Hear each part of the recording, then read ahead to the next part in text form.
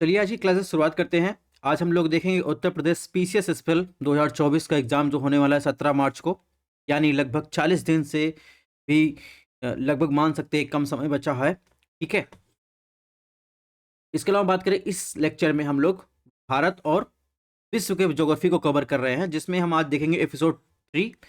इसमें हम PYQ के द्वारा जीएस रिवीजन को कवर कर रहे हैं।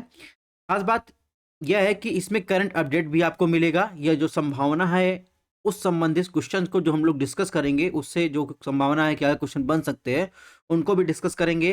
करंट अपडेट को भी आपको डिस्कस करेंगे, ठीक है, ताकि आपको और कहीं जाना ना पड़े। ठीक है, इस क्लास का यही ध्येय है। इसके अलावा बात करें, ऐसे ही हमारे इन्वायरमेंट एंड इकोलॉजी की क्लास चल रही है जिसमें रिवीजन चल रहा है। ठीक है, उसका एपिसोड 2 जल्दी आने वाला है। ऐसी पॉलिटी का आप देखेंगे, पॉलिटी की क्लासेस जो है चल रही हैं रिवीजन सीरीज, उसमें भी आपको करंट अपडेट के साथ क्लासेस उपलब्ध करवाई जा रही हैं। अगर आपको पीडीएफ की जरूरत है तो आपको हमारा टेलीग्राम चैनल ज्वाइन करना पड़ेगा। आप यहाँ से स्कैन कर सकते हैं, व्हाट्सएप पेज ज्वाइन करना पड़ेगा, आप यहाँ से स्कैन कर सकते हैं, डिस्क्रिप्शन बॉक्स में लिंक दी गई, वहाँ से ज्वाइन कर सकते हैं। इसके अलावा क्लासेस पसंद आ रही हो तो चैनल को सब्सक्राइब कीजिए। अगर आप नए हो तो चैनल को सब्सक्राइब कीजिए, लाइक कीजिए, इससे ज़्यादा लोग पास शेयर कीजिए, ताकि बहुत से ज़्यादा लोग पास जो है ये चीज़ें पहुँच पाएँ, उनको फ़ायदा मिल पाए। ठीक है, हम ट्रेडिशनल चीज़ें एकदम एज इट इज़ जैसे क्वेश्चन डिस्कस करके उसको नहीं छोड़ना चाहते। हम आपको प्रोवाइड करवाना चाहते हैं कि क्या संभावना है, क्या करंट अपडेट है, आपकी सारी क्लासेस एक ही में कवर हो जाए। जैसे बात करें एपिसोड 3 में, देखिए ये इसमें एपिसोड 3 का ये देखेंगे तो 21 क्वेश्चन है। वैसे इस क्लास का आप देखेंगे तो पहला क्वेश्चन है। इसमें देखिए ये तो है करंट न्यूज़ से, लेकिन मेरे लिए क्या है, ये ज्योग्राफी का क्वेश्चन है, प्लेस एंड न्यूज़ प्रोग्राम से है। ठीक है, तो आप देखेंगे इसमें क्या पूछा है। 26 जुलाई 2018, यानी as per report released by US journal science on 26 July 2018, इसमें कहा गया है कि किस ग्रह में एक विशाल भूमिगत झील का पता चला है। ये 2018 में क्वेश्चन पूछा गया है। ठीक है, ये करंट न्यूज़ का क्वेश्चन है। इसमें जुपिटर, स्टर्न, वीनस, मार्स की बात किया है। ठीक है, यानी बृहस्पति, शनि जो है आप देखेंगे, शुक्र की और मंगल ग्रह की बात किया है। तो आप देखेंगे नासा ने एक रिपोर्ट प्रकाशित की थी। ठीक है, सॉरी नासा कह रहे हैं, यूएस जनरल साइंस ने एक 26 जुलाई 2018 को रिपोर्ट प्रकाशित की थी। तो उसमें बताया था कि मंगल ग्रह पे आप देखेंगे वो सतह में जो है पानी के साक्ष्य मिले हैं। ठीक है, तो इसमें हो जाएगा मार्स। ठीक है, तो इसमें ऑप्शन हो जाएगा मार्स। तो ये तो हो गई करंट की न्यूज़ की प्रकार। अब इसमें रिवीजन आपको क्या करना है, सबसे पहले आपको जानना है कि ग्रह के बारे में। तो आप देखिए ये क्या है, सूर्य के निकट जो 4 ग्रह हैं, यानी एस्ट्रॉयड बेल्ट के इधर देखेंगे, इसे क्या कहते हैं, टेरेस्ट्रियल जो है ग्रह कहते हैं। ठीक है, इसके अलावा टेरेस्ट्रियल एस्ट्रॉयड बेल्ट के आप इधर देखेंगे, ये जो 4 ग्रह हैं इनको क्या कहते हैं, गैसियस जो है ग्रह कहते हैं। ठीक है, एस्ट्रॉयड बेल्ट क्या होता है, जिसे क्षुद्र ग्रह भी कहते हैं, उसे क्या कहते हैं, ये पृथ्वी सूर्य की परिक्रमा करने वाले छोटे चट्टानी पदार्थ होते हैं। ठीक है, कभी ये ग्रहों की परिक्रमा के समान ही करते हैं सूर्य की परिक्रमा, लेकिन इनका आकार जो होता है ग्रहों की तुलना में बहुत छोटा होता है। हमारे सौर मंडल में आप देखेंगे बहुत सारे आपको एस्ट्रॉयड बेल्ट देखेंगे, मेन बेल्ट में पाए जाते हैं। ठीक है, और देखेंगे क्षुद्र ग्रह बेल्ट आपको ध्यान रखना है, जो बृहस्पति और मंगल के बीच में पाया जाता है। तो ये क्वेश्चन पूछा गया था कि जो एस्ट्रॉयड बेल्ट है या क्षुद्र ग्रह बेल्ट है, कौन कौन से ग्रहों के बीच पाया जाता है। तो आपको ध्यान रखना है बृहस्पति और आप देखेंगे मंगल के बीच में ये बेल्ट पाई जाती है। इसके अलावा एक बेल्ट आपको और ध्यान रखना है, जिसे कहते हैं कूपर बेल्ट। कूपर बेल्ट आप देखेंगे मुख्यतः क्या होते हैं, सूर्य से बहुत ज़्यादा दूर होते हैं। तो ये धीरे धीरे क्या होते हैं, ये आप देखेंगे बर्फ के रूप में, आइस के रूप में पाए जाते हैं, यानी बर्फीले ग्रहों का पिंड का ये संग्रह होता है। ठीक है, और देखेंगे जो नेपच्यून के चारों ओर परिक्रमा करते हैं। तो ये आपको ध्यान रखना है, इतने चीज़ें इसमें आपको ध्यान रखनी है। ठीक है, इसके अलावा कभी कभी आपकी जिज्ञासा हो जाए कि हमें इन ग्रहों के बारे में और जानकारी चाहिए, जैसे आपको जिज्ञासा हो जाए कि मंगल के पास कितना ग्रह है, पृथ्वी के पास कितना ग्रह है, ठीक है, बृहस्पति के पास कितना ग्रह है। तो आप देखेंगे सबसे ज़्यादा उपग्रह, सॉरी बृहस्पति क्या है, ग्रह है, उसका सबसे ज़्यादा उपग्रह आप देखेंगे तो किसके पास है, बृहस्पति के पास है 67। इसके बाद आप देखेंगे शनि ग्रह के पास आप देखेंगे 53 उपग्रह हैं। ठीक है, पृथ्वी के बाद एक उपग्रह है जिसे आप चंद्रमा के रूप में जानते हैं। मार्स के पास आप देखेंगे 2 उपग्रह है।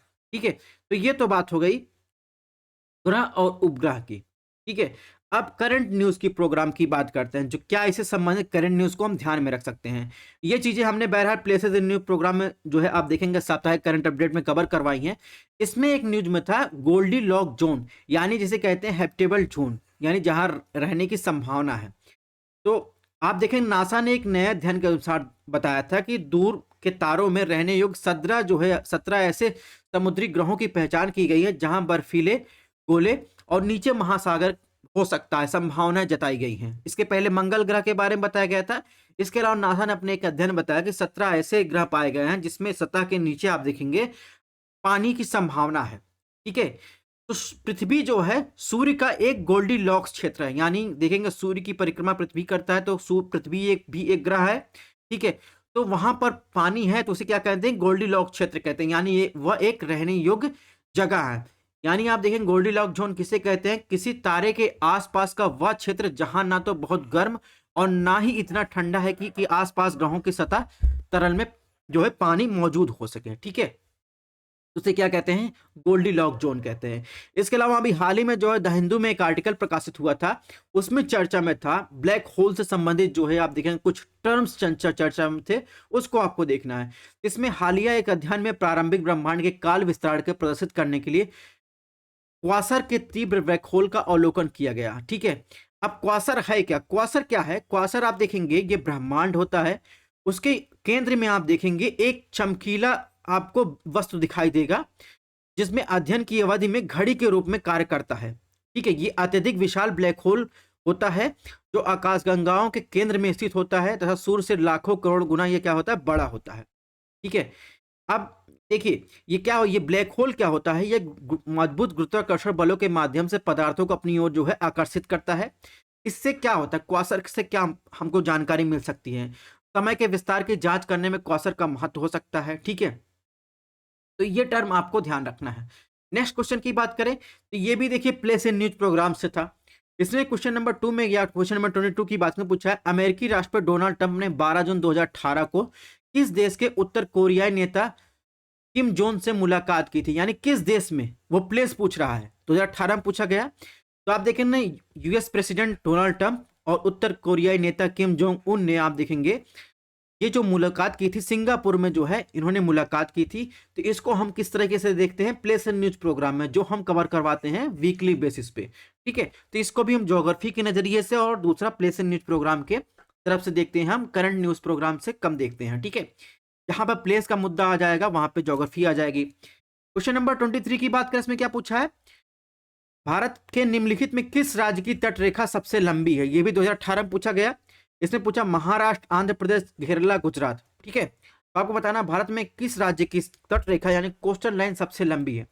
अगर बात करें भारत के पूरे कोस्टल लाइन की सिर्फ बात करें तो पूरा कोस्टल लाइन आप देखेंगे कितना हो जाएगा, 7,516.6 किलोमीटर। ठीक है, और ये जो 7,516.6 किलोमीटर है पूरा अंडमान निकोबार, क्योंकि ये भी तो कोस्टल लाइन में आएगा। अगर अंडमान निकोबार को हटा दे तो मुख्य भूमि की अगर आपसे पूछा जाए, यानी आपका मेन लैंड कोस्टल लाइन अगर क्वेश्चन पूछा जाए, मेन लैंड कोस्टल लाइन आपको ध्यान रखना है 6100 किलोमीटर है। ठीक है, और इसके अलावा अगर कोस्टल लाइन के अलावा अगर लैंड सीमा सिर्फ पूछा जाए तो आपको बताना है 15,200 किलोमीटर है। तो कोस्टल लाइन की बात कर रहा है तो सबसे बड़ी कोस्टल लाइन आप देखेंगे गुजरात की है। ठीक है, इसके बाद सेकंड नंबर पर आए आंध्र प्रदेश की है, थर्ड पर तमिलनाडु, ठीक है, फोर्थ पर महाराष्ट्र, फिफ्थ पर आप जाएंगे तो किसकी, केरला की मिलेगी। ठीक है, अगर गुजरात की बात करें तो गुजरात के पास आप देखेंगे लॉन्गेस्ट आपको मिल जाएगा मेनलैंड कोस्ट लाइन। ठीक है, मेनलैंड कोस्ट लाइन की बात कर रहे हैं। ठीक है, ध्यान रखिएगा मेनलैंड कोस्ट लाइन मतलब ये चीज बात कर रहे हैं, मुख्य भूमि की बात कर रहे हैं। टोटल कोस्ट लाइन आप ध्यान तो अंडमान निकोबार द्वीप समूह को भी शामिल कर लेंगे। ठीक है, तो अगर बात करें गुजरात के पास देखेंगे तो 1214.7 किलोमीटर का कोस्टल लाइन है। ठीक है, तो टोटल कोस्टल लाइन का ये देखेंगे 23% ये एक्वायर करता है, जिसमें आप देखेंगे 41 पोर्ट्स हैं। ठीक है, जिसमें आप देखेंगे one of the major port की बात करें कांडला की बात करें, इसके अलावा 11 छोटे पोर्ट हैं, 29 माइनर पोर्ट हैं। ठीक है, तो इसमें क्या आंसर सही हो जाएगा, गुजरात। ठीक है, अब पोर्ट की बात कर ही रहे हैं तो थोड़ा पोर्ट के बारे में जान ही लेते हैं। तो पोर्ट की बात करें तो भारत के पास वर्तमान में 13 मेजर पोर्ट हैं, 205 आप देखेंगे माइनर पोर्ट हैं। ठीक है, माइनर और इंटरमीडिएट यानी मध्यम पोर्ट है। अगर पोर्ट की बात करें तो केंद्र सरकार जो है बंदरगाह के निर्माण रख रखाव परियोजना के लिए ये क्वेश्चन आपको ध्यान रखना है, पोर्ट में इन्वेस्टमेंट के लिए 100% एफडीआई यानी फॉरेन डायरेक्ट इन्वेस्टमेंट की अनुमति दिया है। ये दिमाग में ध्यान रखना है। कानूनी प्रावधान क्या है? जो मेन यानी आप बात करें मेजर पोर्ट है, वो भारतीय संविधान की संघ सूची के अंतर्गत आते हैं, यानी सेंट्रल लिस्ट के अंतर्गत आते हैं। और इसके अलावा भारतीय बंदरगाह अधिनियम 1908, प्रमुख बंदरगाह ट्रस्ट अधिनियम 1963 के तहत इनका प्रशासन किया जाता है। जो आप देखेंगे 13 प्रमुख पोर्ट और 205 जो है आप देखेंगे गैर प्रमुख पोर्ट हैं, इनकी बात कर ही लिए। ठीक है, प्रमुख पोर्टों में बात करें तो इनकी लिस्ट दी गई है। जैसे आप पूर्ववर्ती बात करें दीनदयाल, जिसका पहले क्या नाम था, कांडला नाम था, अब वर्तमान में क्या कर दिया गया, दीनदयाल पोर्ट कर दिया गया। ठीक है, तो कहाँ है ये आपको मिल जाएगा गुजरात में। ठीक है, Mumbai Jawaharlal Nehru port trust, new Mangalore, Cochin. इसके अलावा यूपीएससी की बात करें, यूपीएससी में क्वेश्चन पूछा था, कामराज पोर्ट जो है ये आप देखेंगे इसमें मिलान करने के लिए दिया था, भारत का पहला जो है देखेंगे पोर्ट है। तो कामराज पोर्ट पहला जो है भारत का जो है पोर्ट है। ठीक है, इसके अलावा बात करें तो 13 जो प्रमुख बंदरगाह है पोर्ट है वो देखेंगे 1963 के तहत शासित होते हैं, जो है बंदरगाह ट्रस्ट अधिनियम, और ये सेंट्रल गवर्नमेंट के अंतर्गत आते हैं। इसके अलावा जो सभी छोटे पोर्ट हैं वो भारतीय बंदरगाह अधिनियम 1908 के तहत प्रशासित होते हैं और राज्य सरकारों के स्वामित्व के अंतर्गत आते हैं। तो ये भी बातें अपनी दिमाग में इसको बैठा के रखनी है। इसके अलावा अगर बात करें टोटल, अगर बात करें लैंड कितना भारत के पास है, तो पूरे विश्व का जो है 2.43% जो है टोटल लैंड एरिया है भारत के पास। ठीक है, ये भी चीजें ध्यान रखनी है। कुछ फैक्चुअल इंफॉर्मेशन और देख लेते हैं। भारत देखेंगे अगर क्षेत्रफल के हिसाब देखेंगे, भारत विश्व का 7वां सबसे बड़ा देश है। सबसे बड़ा एरिया जो है विश्व में किसके पास है, तो आप देखेंगे वो है रशिया के पास, सेकंड कनाडा के पास, ठीक है, थर्ड चाइना के पास,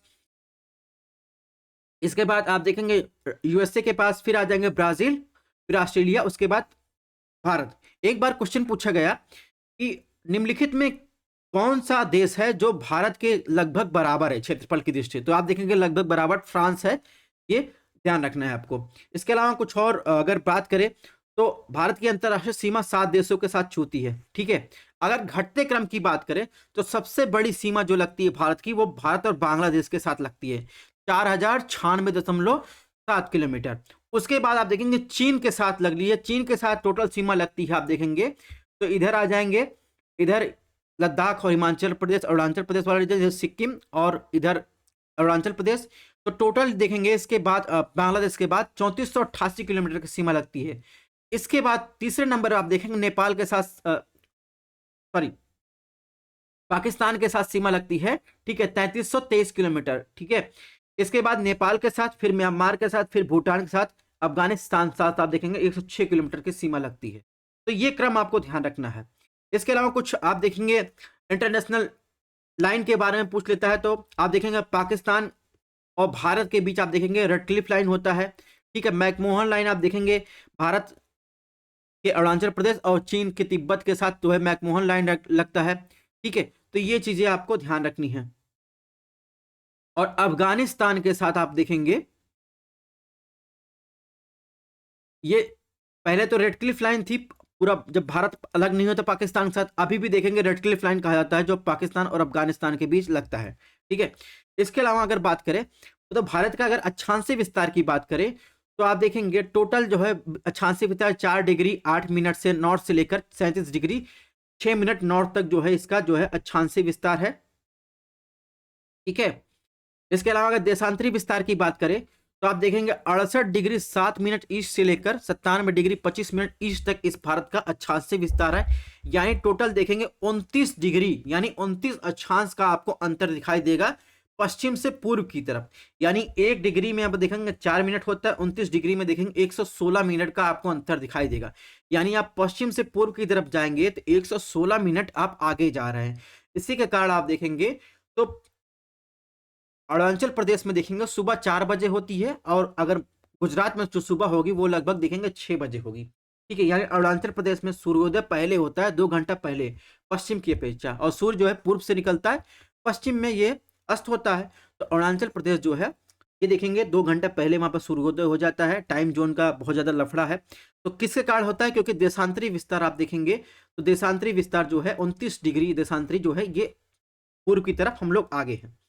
ऐसा क्यों होता है, क्योंकि अगर बात करें ग्रीनविच टाइम की बात करें जहां से टाइम मापा जाता है, तो ग्रीनविच टाइम से आप देखेंगे इधर पूर्व की तरफ आ जाएंगे, 5.5 घंटे का आपको आगे टाइम देखने को मिलेगा। ठीक है, उसी प्रकार आप देखेंगे पश्चिम से पूर्व की तरफ देखेंगे तो 29 डिग्री देशांतर का आपको आगे देखने को मिलेगा। कहने का मतलब लगभग 2 घंटे का टाइम आपको डिफरेंशिएट देखने को मिलेगा।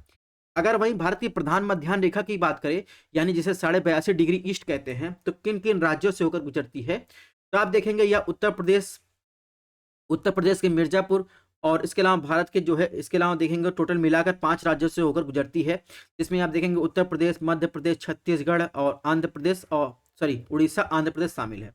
ठीक है, ये तो बात हो गई प्रधान मध्याह्न रेखा की। अब एक और चीज बात कर लेते हैं, अगर आपसे पूछा जाए भारत का उत्तरी बिंदु कौन सा है, तो उत्तरी बिंदु आप देखेंगे इंदिरा कॉल है। दक्षिणतम बिंदु आप देखेंगे तो भारत का दक्षिणतम बिंदु आप देखेंगे इंदिरा पॉइंट है, जो अब डूब चुका है। ठीक है, वैसे ये अगर मेन लैंड की बात करें तो कन्याकुमारी है। ठीक है, ये तो बात हो गई। अब बात करेंगे कुछ और फैक्चुअल इंफॉर्मेशन की बात कर लेते हैं, जब पढ़ ही रहे हैं तो पूरा पढ़ लें।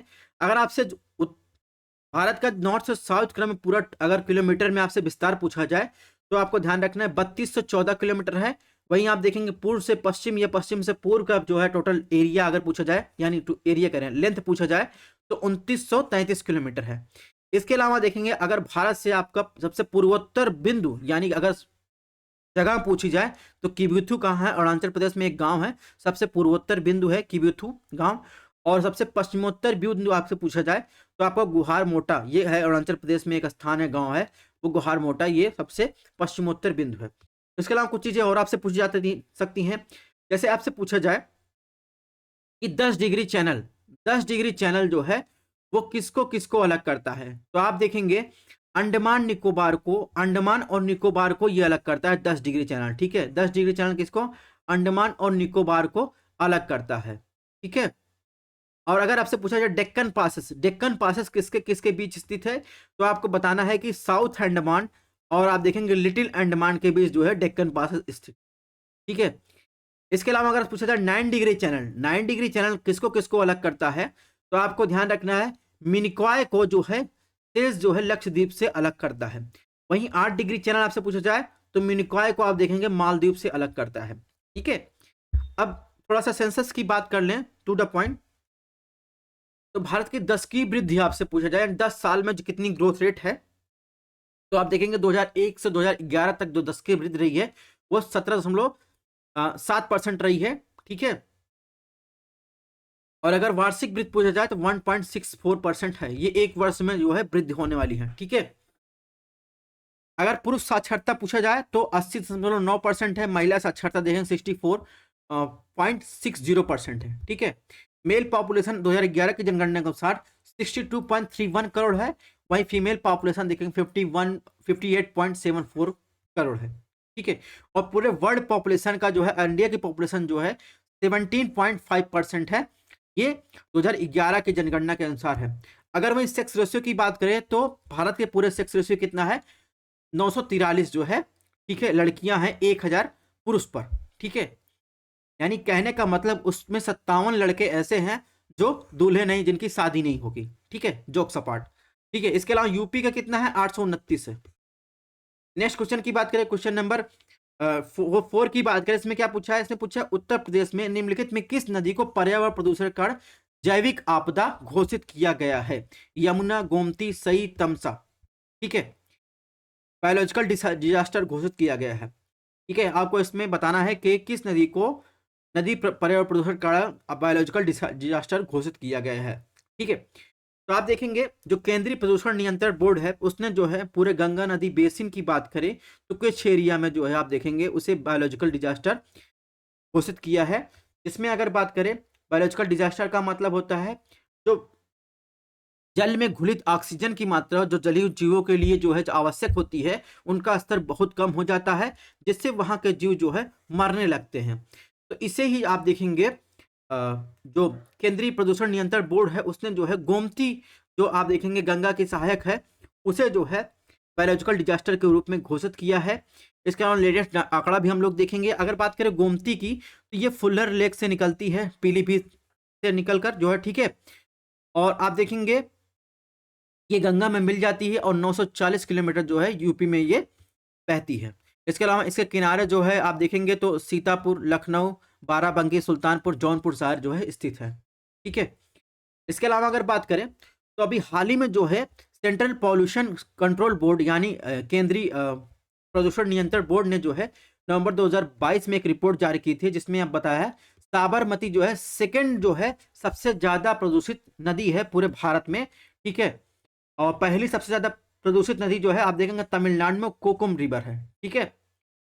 तो ये चीजें आपको ध्यान रखना है। इसके अलावा केंद्रीय प्रदूषण नियंत्रण बोर्ड ने एक 311 सबसे प्रदूषित नदियों की बात की है। ठीक है। अगर बात करें केंद्रीय प्रदूषण नियंत्रण बोर्ड की, तो ये ध्यान रखना है एक सांविधिक संस्था है। इसे जो है ये संस्था देखेंगे ministry of environment, forest and climate change के अंतर्गत बनाई गई थी। ठीक है, 1974 में। और ये किस एक्ट के अंतर्गत बनाई गई थी? तो water prevention and control pollution act के अंतर्गत 1974 के अंतर्गत बनाई गई थी। ठीक है। इसके अलावा अगर बात करें तो ये अपना पावर और फंक्शन यानी कैसे कार्य करती, क्या कार्य करना, वो किस एक्ट के द्वारा मिलता है? तो the air for prevention and control pollution act 1981 के तहत इसे अपना पावर और फंक्शन का जो है दायरा मिलता है। तो ये भी चीजें आपको ध्यान रखनी है। अगर नदियों की बात कर ही रहे हैं तो हम बात कर रहे हैं गोमती की। तो गोमती आप देखेंगे तो गोमती नदी आपको पता है फूलर पीलीभीत से निकलती है। इसके अलावा देखेंगे गंगा रिवर सिस्टम है, तो गंगा रिवर सिस्टम को भी आपको देख लेना है। पीडीएफ हमारे टेलीग्राम चैनल पर मिल जाएगा। ठीक है। इसके अलावा अगर बात करें गंगा रिवर की बात करें तो गंगा रिवर आपको पता है कि बद्रीनाथ और अलकनंदा के मिलने से देवप्रयाग से जो है गंगा रिवर निकलती है। इसके अलावा पंचप्रयाग की बात कर लेते हैं, थोड़ा रिवीजन कर लेते हैं, आपका रिवीजन हो जाए क्योंकि रिवीजन क्लास है, हो सकता है क्वेश्चन पूछ लिया जाए। तो सबसे मुख्य नदी होती है इसमें अलकनंदा। अलकनंदा से सारी नदियां आकर मिलती हैं। तो अलकनंदा आप देखेंगे संतोम पंथ ग्लेशियर जहां पर बद्रीनाथ धाम स्थित है वहां से निकलता है। सबसे पहली नदी आकर मिलती है, ठीक है, वसुंधरा ताल से, वो होते धौली गंगा। धौली गंगा अलकनंदा में पहले बार आकर मिलती है। ठीक है। आप देखेंगे ठीक है, बाएं तट से। तो पहला प्रयाग बनता है विष्णु प्रयाग। उसके बाद आप देखेंगे बाएं तट से उसके बाद दूसरी नदी आके मिलती है नंदाकिनी। नंदाकिनी मिलती नंद प्रयाग से अलकनंदा में, तो नंद प्रयाग बनता है। इसके बाद आप देखेंगे पिंडार, पिंडार रिवर देखेंगे पिंडार ग्लेशियर से निकलती है, बाएं तरफ से अलकनंदा से आकर मिलती है, कर्ण प्रयाग बनता है। इसके बाद आप देखेंगे दाहिने तरफ से आप देखेंगे या कह देंगे उसके बाद जो है दूसरी तरफ से मंदाकिनी रिवर आकर निकलती है। केदारनाथ जो है, केदारनाथ धाम जहां पर है, जहां पर चोराबाड़ी ग्लेशियर से वहां से निकलती है और अलकनंदा से आकर मिलती है, रुद्रप्रयाग बनता है। इसके बाद सबसे लास्ट में गंगोत्री ग्लेशियर से निकलती है भागीरथी रिवर, जो आप देखेंगे अलकनंदा से ही आकर मिलती है यहाँ पर। इसके बाद देवप्रयाग बनता है, इसे गंगा नदी के नाम से जाना जाता है। तो ये सारा रिवीजन आपका हो गया। तो मेरे क्लास करने से यही फायदा है, आपको बहुत सारी चीजें रिवीजन हो जाएंगी। हो सकता है जो और पीवाईक्यू सॉल्व करवा रहे हो वो सिर्फ PYQ to the point solve करवा के निकल जा रहे हो, आपका और रिवीजन नहीं हो रहा हो। ठीक है। नेक्स्ट क्वेश्चन की बात करें, इसने पूछा है भगवान वेंकटेश्वर यानी तिरुपति बालाजी की बात करें, विश्व प्रसिद्ध मंदिर निम्नलिखित में किस पहाड़ी पर स्थित है? तो इसको भी हमने ज्योग्राफी के अंतर्गत रखा है, 2018 में पूछा गया है। शिवराय, ठीक है, भीलगिर रंगा, ठीक है, जावेदी, मालामल। ठीक है। तो आपको बताना है कि या मामल, आपको बताना है किस पहाड़ी पर स्थित है तिरुपति बालाजी टेम्पल। ठीक है। तिरुपति बालाजी टेम्पल वैसे आप देखेंगे तिरुमलाई हिल्स पर स्थित है, या उसे कहते हैं मामल्ल हिल। ठीक है। इसमें ऑप्शन डी जो है सही हो जाएगा। इसके अलावा अगर बात करें तो ये क्रम है। अभी इसमें जावेदी हिल पूछा था, तो जावेदी हिल आप देखेंगे, सेवराय हिल्स ये कहा है तमिलनाडु में। जावेदी हिल्स आप देखेंगे आंध्र प्रदेश और तमिलनाडु की सीमा के लगभग मिल जाएगा। ठीक है। इसके अलावा आप देखेंगे पलानी हिल्स जो है आपको कहाँ मिलेगा, ये आपको मिल जाएगा केरला और तमिलनाडु सीमा पर। ठीक है। तो ये ईस्टर्न घाट की हिल्स दी गई हैं, वेस्टर्न घाट की हिल्स दी गई हैं, इसको आपको देख लेना है। अब मुझे क्या बताना है, मैं आपको फैक्चुअल इन्फॉर्मेशन देता हूँ और कुछ आपके जो कॉन्सेप्ट क्लियर नहीं उनको क्लियर कर देता हूँ। अगर आपसे पूछा जाए पूर्वी घाट की सबसे ऊंची चोटी, ध्यान रखिएगा क्या मैंने कह रहा हूँ, पूर्वी घाट की सबसे ऊंची चोटी यानी पीक की बात करें तो पीक में आपको बताना महेंद्रगिरी जो पूर्वी घाट की सबसे ऊंची चोटी है 1501 मीटर की। अगर वहीं आपसे पूछा जाए पूर्वी घाट की सबसे ऊंचाई पर स्थित सबसे ऊंचा पर्वत यानी माउंटेन कौन सा है, तो आपको ध्यान रखना है सबसे ऊंचा माउंटेन जो है पूर्वी घाट का है 1690 मीटर की ऊंचाई पर चिंदागढ़। ठीक है। चिंदागढ़ जो है वो पूर्वी घाट का सबसे ऊंचाई पर स्थित जो है माउंटेन रेंज है, ठीक है।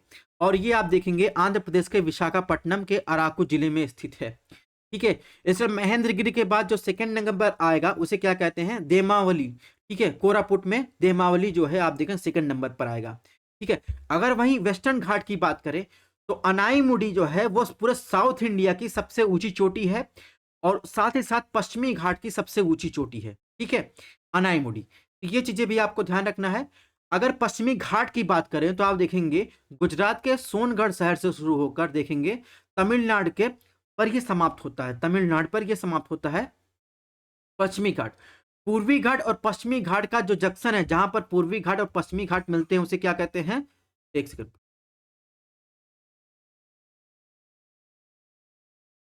तो जहां पर पूर्वी और पश्चिमी घाट मिलते हैं वो क्या है, वो कौन सा जंक्शन है, वो आप देखेंगे नीलगिरी हिल्स जो है, ये पूर्वी घाट और पश्चिमी घाट यहाँ पर आज मिलते हैं, ठीक है। इसका मिलन मिलन बिंदु आप देखेंगे तमिलनाडु में नीलगिरी हिल्स है, ठीक है। तो ये बात हो गई। इसी के साथ अब तो भारत की पूर्वी घाट पश्चिमी घाट की बात कर ली। अगर आपसे पूछा जाए भारत की सबसे ऊंची चोटी कौन सा है, तो आपको बताना है कंचनजंगा। कंचनजंगा जो है पूरे विश्व की तीसरी सबसे ऊंची चोटी है। विश्व में सबसे ऊंची चोटी पूछा जाए तो माउंट एवरेस्ट, उसके बाद K2, तीसरे नंबर पर कंचनजंगा। अगर आपसे पूछा जाए लॉन्गेस्ट माउंटेन रेंज, ध्यान रखिएगा यहाँ पर मैंने क्या की, पीक की बात की, चोटी की बात की। जैसे हमने बताया ऐसे महेंद्रगढ़ जो है या महेंद्रगिरी सबसे ऊंची चोटी है और पर्वत रेंज जो है आप देखेंगे चिन्नगढ़ा है। वैसे ही आप देखेंगे पूरे विश्व की सबसे ऊंची चोटी जो पूछा जाए तो माउंट एवरेस्ट बताया जाता है, फिर K2, फिर कंचनजंगा। अगर वहीं आपसे पूछा जाए सबसे लंबी पर्वत श्रृंखला की बात की जाए, सबसे लंबी पर्वत श्रृंखला एंडीज पर्वत है जो साउथ अमेरिका में स्थित है। फिर ग्रेट एस्कार्पमेंट की बात करें अफ्रीका में स्थित है। रॉकी माउंटेन आप देखेंगे नॉर्थ अमेरिका में। ग्रेट डिवाइन रेंज आप देखेंगे ऑस्ट्रेलिया में, ठीक है। ट्रांस आर्कटिक रेंज माउंटेन की बात करें तो अंटार्कटिका में है। इसके अलावा हिमालय जो है आप देखेंगे तो ये भारत और चीन के पास, पाकिस्तान के पास आपको मिलेगा। अगर वहीं कभी कभी आप कंफ्यूज रहते हैं कि लार्जेस्ट रिवर, पूरे विश्व में लार्जेस्ट रिवर कौन सी है, तो अमेज़न जो है लार्जेस्ट रिवर है जिसकी लंबाई जो है 6400 किलोमीटर है। तो लार्जेस्ट का मतलब क्या होता है, लार्जेस्ट का मतलब होता है पानी की मात्रा के आधार पर, यानी अपवाह तंत्र कितना बड़ा है, इसमें कौन कौन सी सहायक नदियां जो है मिलते हैं, यानी अपने साथ कितना पानी की मात्रा लेके आता है, कितना बड़ा क्षेत्र अपवाह क्षेत्र कवर करता है, उससे जो है लार्जेस्ट बड़ी नदी कहते हैं, ठीक है। अगर वहीं लॉन्गेस्ट की बात करें तो लंबाई के टर्म में मापते हैं, ठीक है। तो लॉन्गेस्ट रिवर जो है नाइल रिवर है, लेकिन लार्जेस्ट पूछा जाए तो आपको अमेजॉन रिवर ही लगा के आना है, यही आयोग सही भी मानता है, ठीक है। तो आप देखेंगे अमेजॉन रिवर की लंबाई कितनी है, 6400 किलोमीटर। लेकिन आप देखेंगे बहुत सारा ड्रेनेज सिस्टम ये अपवाह तंत्र कवर कर रहा है, बहुत छोटी छोटी नदियां इसमें आकर मिल रही, बहुत एरिया कवर कर रहा है ये। तो इसे क्या कहते हैं, लार्जेस्ट रिवर कहते हैं पूरे विश्व की, ठीक है। नाइल रिवर जो है आप देखेंगे 6650 किलोमीटर है, ठीक है। तो ये क्या है, सबसे लंबी नदी है, ठीक है। तो ये चीजें आपको ध्यान रखना है। इसके अलावा सबसे लंबी नदी नाइल रिवर के बाद आप देखेंगे अमेजॉन का, फिर यांगतेजी चाइना में, फिर मिसिसिपी, ठीक है। फिर आप देखेंगे इधर फिर येलो रिवर की अंगारा, ठीक है। तो ये सब जो है नदियां आ जाएंगी। तो ये क्रम आपको जरूर ध्यान रखना है, कभी कंफ्यूज नहीं होना है लॉन्गेस्ट और लार्जेस्ट में। जब भी लार्जेस्ट पूछा जाए तो आपको ध्यान रखना है कितनी सहायक नदियां उसमें आके मिल रही, कितनी जो है पानी की मात्रा उसमें सबसे ज्यादा है, ठीक है। तो ये चीजें आपको कंफ्यूज नहीं होना है। ऐसे ही आपसे पूछा जाए लॉन्गेस्ट यानी सबसे लंबा फ्रेश वाटर लेक की बात करें, ठीक है, यहाँ पर लार्जेस्ट होना चाहिए था, ठीक है। यहाँ पर लार्जेस्ट होना चाहिए, लॉन्गेस्ट नहीं लार्जेस्ट होना चाहिए था, largest. Largest fresh water lake की बात किया जाए तो लेक बैकाल आयतन के हिसाब से देखेंगे दुनिया की सबसे बड़ी मीठे पानी की झील है, यानी लार्जेस्ट जो है फ्रेश वाटर लेक है, ठीक है। जो दुनिया का 20% जो है आप देखेंगे लगभग 20% वहां पर फ्रेश वाटर मिल जाएगा। और बैकाल दुनिया की सबसे गहरी झील भी है, ठीक है। और सेकंड आप देखेंगे लार्जेस्ट झील की बात करें तो वो क्या है, तंजानिया में आप देखेंगे तंगनाइका जो है लार्जेस्ट, सेकंड नंबर पर आप देखेंगे ये लेक है, ठीक है। लार्जेस्ट पानी की मात्रा के आधार पर, ये दिमाग में ध्यान रखिएगा, लार्जेस्ट, ठीक है। वैसे ही अंदर टर्म की बात करें तो कैस्पियन सी की बात करें तो आप देखेंगे इसका जो लेंथ है वो 1199 किलोमीटर है, यानी कैस्पियन सी ओवर आप देखेंगे, यहाँ पे मीठे और खारे पानी की बात नहीं है, ओवरऑल देखेंगे तो कैस्पियन सी देखेंगे सबसे बड़ी यानी सबसे लंबी जो है झील है, सबसे लंबी, ठीक है, लॉन्गेस्ट जो है झील है। उसके बाद सुपीरियर, फिर विक्टोरिया, देखेंगे लेक बैकाल 7वें नंबर पर आता है। इन टर्म्स ऑफ लंबाई, लंबाई में 7वें नंबर पर आता है। अगर वॉल्यूम, पानी की मात्रा की बात करें, ठीक है, इन क्यूब की बात करें तो सबसे ज्यादा पानी आपको कहाँ मिलेगा, यानी सबसे बड़ा जो झील है लेक बैकाल मिलेगा। तो ये आपको दिमाग में बैठा लेना, कभी कंफ्यूज नहीं होना है, ठीक है।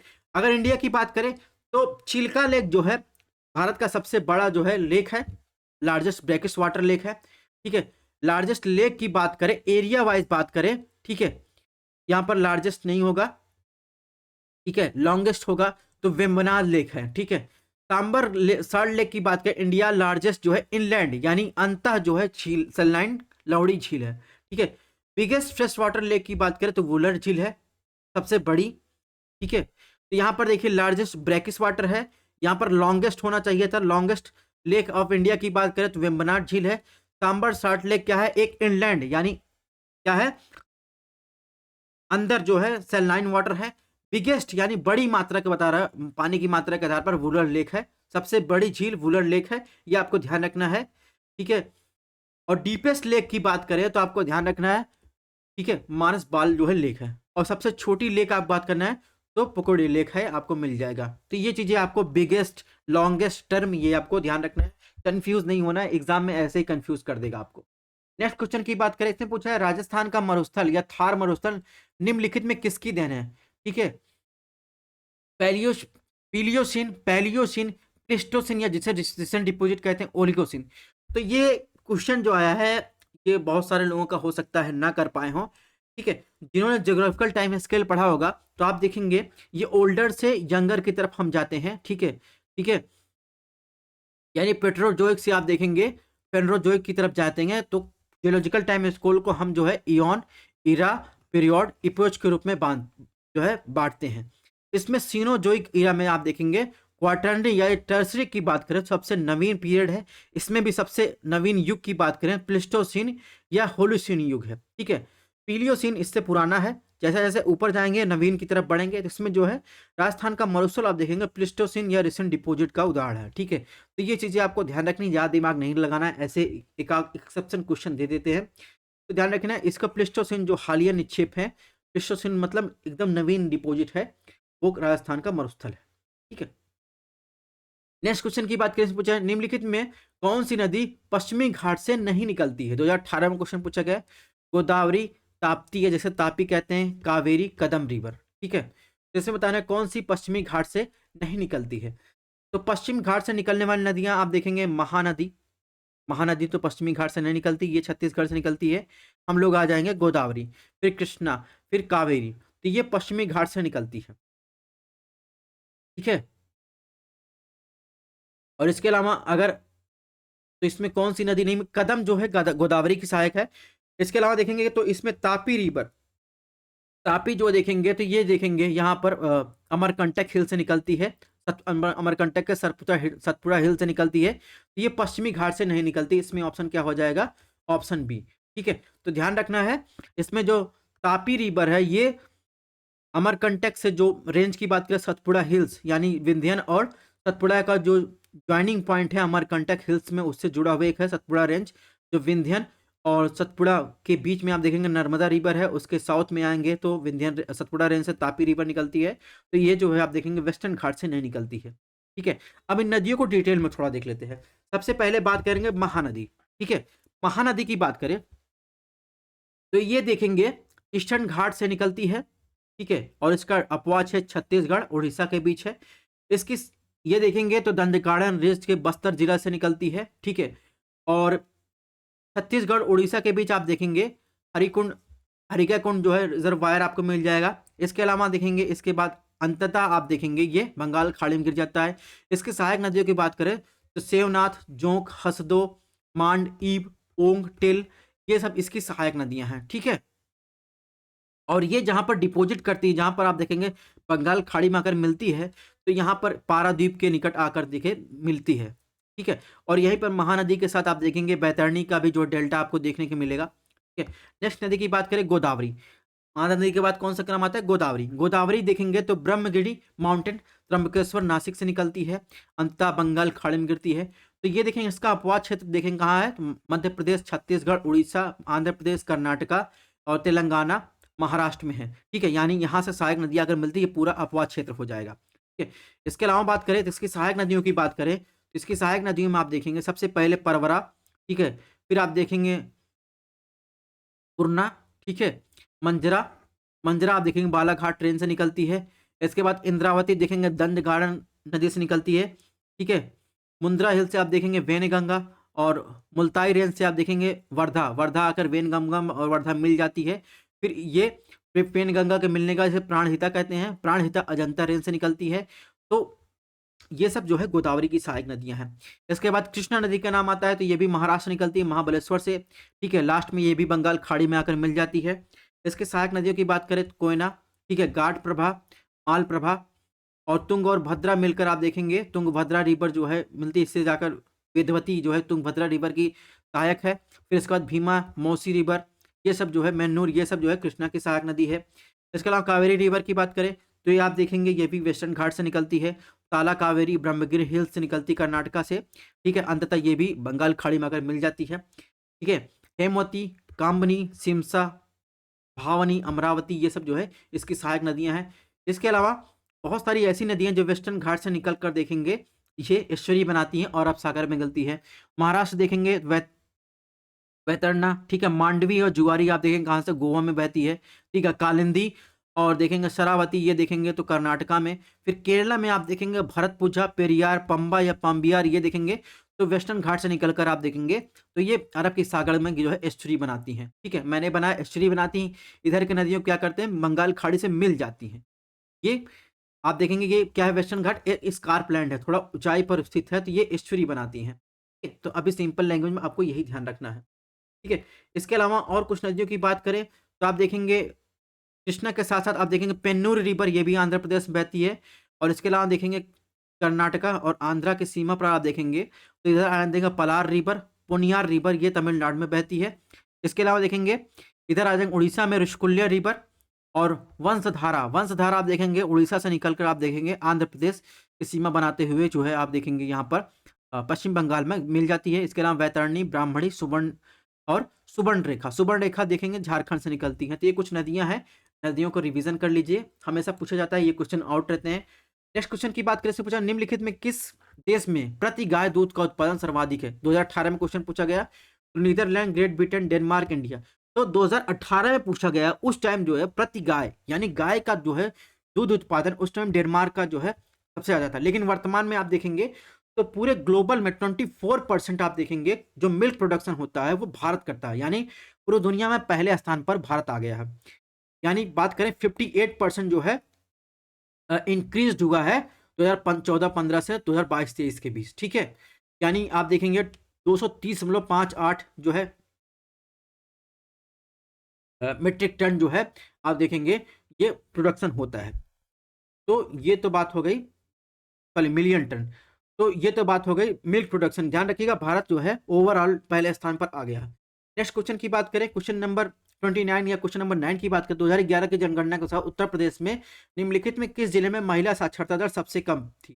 रामपुर, बलरामपुर, श्रावस्ती, बहराइच, ठीक है। तो आपने अगर जो है मेरी क्लास देखी होगी, उत्तर प्रदेश में सेंसस हमने पढ़ाया था या सेंसस स्पेशल की क्लास देखी होगी, उसमें मैंने बताया है कि जो उत्तर प्रदेश की साक्षरता दर है उसके मामले में आप देखेंगे महिला साक्षरता दर सबसे कम जो है आप देखेंगे 3 जिले जो है श्रावस्ती, बलरामपुर, बहराइच, ठीक है। तो बहराइच सबसे लास्ट में है, तो बहराइच इसमें ऑप्शन सही हो जाएगा।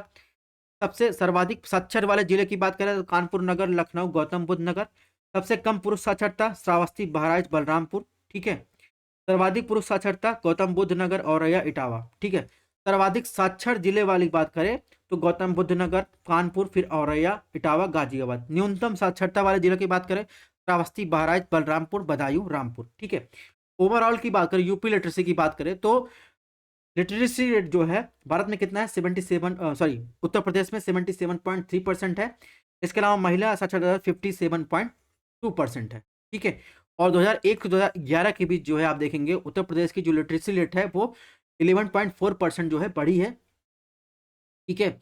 और टोटल लिटरेसी रेट आपसे पूछा जाए उत्तर प्रदेश की तो 67.7% है। अगर आपसे पूछा जाए ग्रामीण साक्षरता दर कितनी है 65.46%, शहरी साक्षरता दर देखेंगे 75.14% है, ठीक है।